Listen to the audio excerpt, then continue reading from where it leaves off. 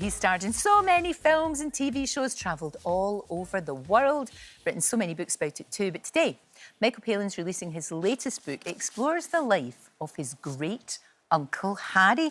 It is always a joy to see you. It Lovely, really is. And you, yeah. What an interesting story this is. I guess this must be one of the most personal books that you've ever written. It's a real piece of detective work. Yeah. I mean, there were various bits of family history that were given to us in a sort of dusty old box by some great cousin. And among them, there was one framed photo of this man. It's on the front of the book, really, in soldier's uniform with a sort of lemon squeezer hat on. And none of our family had been anything to do with the army, as far as I knew. So I said, that's my father and mother. Oh, that's Uncle Harry. He died on the Somme, and that was it. Right. End of story. And there was something about the way he looked and that way he was gazing at the camera. I said, how... He can't be anonymous, you know. All right, he died young, but what was his life like? Yeah. How did he end up there? And what sort of person was he? I thought it was far more interesting than some of the, you know, relatives I had who went to university and all that sort of thing and became doctors. You know, here was somebody who was almost anonymous, and I brought him into the light. It must have been brilliant. As you said, it's like a detective work. It must have been fantastic and fascinating to research this, not just about your great uncle, but the whole time, you know, all of that time that he was living. I had a great stroke of luck was that I know Peter Jackson, the film director, and he is in New Zealand. He's obsessive about the First World War. And my great uncle Harry, for some reason, ended up in New Zealand. I think wanted to get away from England and all the pressures of life here. He worked as a farmhand in New Zealand. War broke out, he joins up, and he comes and fights for the New Zealanders at Gallipoli and the Somme. And Peter's so good, he's got this enormous photo library. And he said, if you show me a good photo of your great-uncle and tell me what platoon he was in, what company he was in, I can match it up to photos that I have, and I'm sure we'll find him on the battlefield. And he did. He found two photos of great-uncle Harry smoking his cigarette and looking a bit louche on the battlefield. Fantastic photographs. And, of course, you're right. He's got such... You know, you obviously did The Lord of the Rings, Hobbit, all of that. So he's one of these really meticulous people. So the two of you together managed to find out as much information as possibly. He wants me to go to Gallipoli with him. He said, you know, I've been there so often. He said, you know, I had a drone flying over. I got told off by the Turkish authorities. So, you know, it's going to be Gallipoli all over again with just the two of us. Just the two of you? That would be actually really good, because that's what I was going to say to you. This, reading it, again, you know, you write in such a way that you vividly imagine it, but it would be an amazing documentary, or a drama, actually. Yeah. I'd love to see you and Peter Jackson doing that. It'd be really good. It'd be great. Let's make that happen. And we'll make that happen. Peter, absolutely. Just we'll ring him up. It's night time now. And tell him. You dedicate the book for Helen, and it's for your Helen. And I just wondered how you're doing, because obviously she died earlier on this year. And how are you? I'm OK. You're right. I mean, I hear her voice all the time saying, get on with it. You know, don't mope about, don't look gloomy. You know, of course, life will never be the same without her. And I remember her, and she'll be sort of in my mind and by my side for the rest of my life. Of course. But she will be saying, yeah, get on with it. She'd be interested in all this sort of thing. But the real problem is that, you know, the great thing about knowing someone for 6 decades, it's not what you talk about all the time, it's what you don't need to talk about. Little things, just a glance. Yes. And I can't share that with anybody else. No, that's else, shorthand. really. Because you just know each other. You're almost like the same person. You're like the same person. Knew all my faults.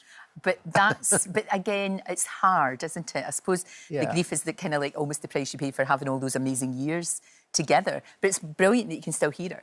Yeah. No. And well, we had very happy times. Yeah. And she was quite ill and wasn't... Her life of independence was gone, really. She didn't want to live being sort of guided around every every room, through every door and all that. She wanted her independence. So, there we are. Yeah, you had to let her go in the best possible way. So you're keeping busy. That's the way to handle it sometimes. I'm keeping busy, you know, obviously with the book and all the things that you're doing. Still travelling, I hope.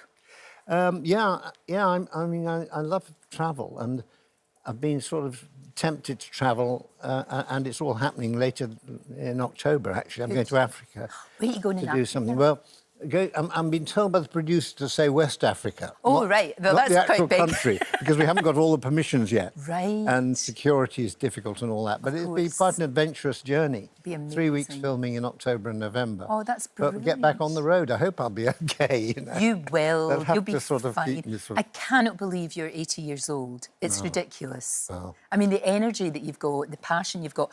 And I always remember listening to you in a lecture that you gave, and you said curiosity. Oh, yeah. And you've still got that in abundance. Yeah. Well, I'm lucky. Fortunately, I've got a good constitution. I'm quite well. And the world around you is such an adventure. There's so much going on. I've got very good friends. There are lots of places I want to go to, books I want to read, music I want to hear.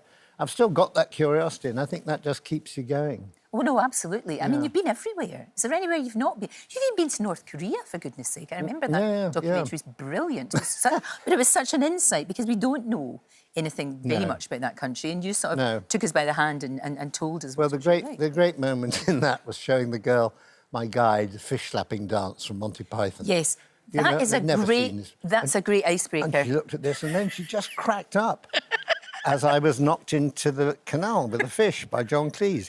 And she said to me, "Oh, this is what you do." That's what, no, I do other things. Not all the time. No, I was doing the fish I've got a university degree, though.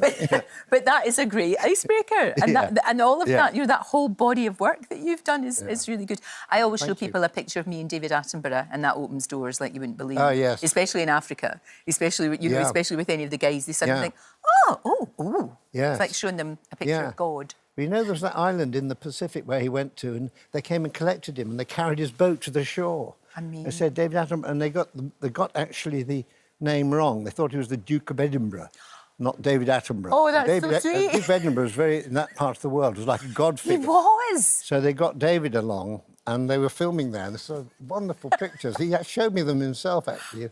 David in little sort of shorts, because everyone had to be naked in this sort of. Right, the village, for whatever reason. It wasn't in California, it was somewhere in the Pacific. And so David going out with a little loincloth on, trying to do his bit. It was a wonderful sequence. Oh, he is a god figure. As are you. As are you. No, see, he does this all the time when I say to him, "You're the loveliest man in the world," and he goes, "Oh, no. It's always a joy. Thank you. Keep doing what you do. Well, thank you for appreciating it. Books, It's really travel, nice. It's really nice. Curiosity, all of these things. Oh. And Great Uncle Harry, A Tale of War and Empire, is out today. What a brilliant tribute to your great uncle. It's fantastic. Thank you so much. I brought him to life, actually, which is terrific. You have? Yeah. Oh, it feels as if I know him now. I'd love to meet him and have a chat. Yeah.